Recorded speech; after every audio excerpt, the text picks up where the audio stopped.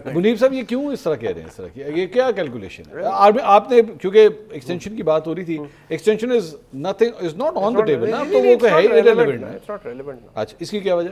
जरा बता दें ताकि लोगों को क्लियर हो जाए, कानूनी तौर पे बताइए। मैं सिर्फ देखिए जी, पिछले साल जो पाकिस्तान आर्मी एक्ट में तरमीम हुई, उसमें 3 चीज़ें हैं जो नोट करने वाली। एक ये कि सर्विसेज चीफ का जो टेन्योर है वो 5 साल का हो गया। इट्स अ टेन्योर अपॉइंटमेंट, जो पहले 3 साल थी अब वो 5 होगी।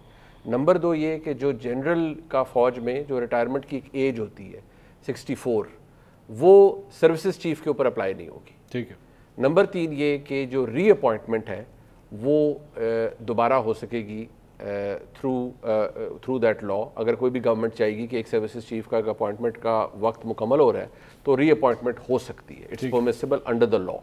अब वो एक बाकायदा मौजूद है, और जब री अपॉइंटमेंट होगी तो वो ऑब्वियसली एक फुल टेन्योर होगा।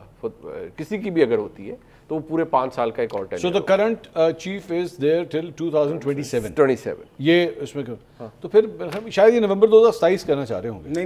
नहीं, वो इसी साल कह रहे हैं। मैं सिर्फ इतनी बात यार, ये मुजम्मिल साहब, ये एक अक्सर ना एक सियासी जमात के फॉलोअर्स को एक लॉलीपॉप दिया जाता है कि जनाब बस ए हुन वेखना, ए 14 अगस्त आ रही है, ए 6 सितंबर आ रही है, ये बड़ी ईद आ रही है, ये नहीं कह रहा कि कोई रिहा होगा। आपको शेर पढ़ा ना, मैं आपको पंजाबी के हमारे यहाँ पंजाबी में कह रहे हैं दुश्मन की बंदूक च कीड़े पैन।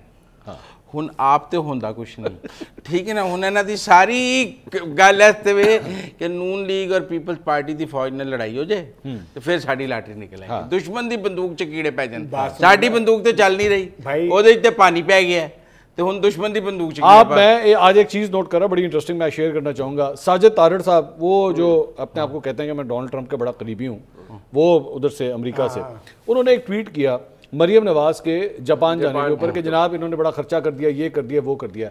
आप यकीन करें, इस ट्वीट के स्क्रीनशॉट उठा के ना शेयर कर रहे हैं।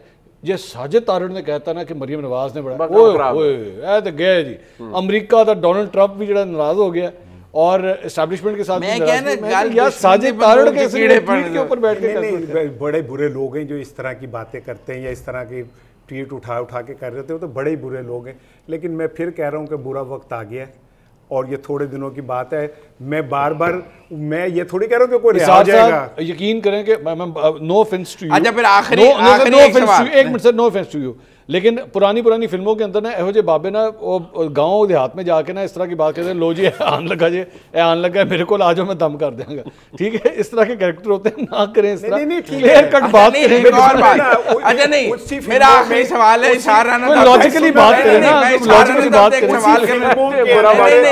ऐसे कैदों भी होते हैं जो हीरोज के रास्ते में टांग अड़ा के कहते हैं हम हीरो हैं, ठीक है ना। वो फिल्मों की छोड़ साहब नहीं, उसमें लॉजिक के साथ बात करें ना, कोई बात नहीं, ये होगा इसकी डेफिनेशन तो ले लेंगे। हो सकता है वो ये दोबारा वज़ीर आज़म बनने को पूरा टाइम कहते हो। हाँ, शायद ये कहते हैं ये दोबारा सदर बनने को क्लियर करें सर। पूरे टाइम की डेफिनेशन तो बताने लगे। उन्होंने कहा जेल जाना पूरा टाइम, बताने लगे पूरा टाइम क्या है बताएं सर। बुरा वक्त ये थोड़े दिनों की बात है यार, आप देख लेना क्या हो गया यार।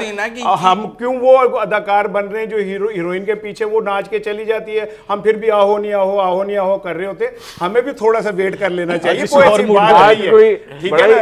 अतरंगी किस्म का प्रोग्राम हो रहा है नहीं, ये किसी लगता है कि फिल्मों वाले टनल के बीच में से गुजर गया। नहीं, आपने वो मिसाल दी, मैं तो आपसे पूछ रहा हूँ, मुझे लॉजिक तो बताएं। जितना मेरी कैलकुलेशन मैंने कह दिया ऐसा हो सकता है।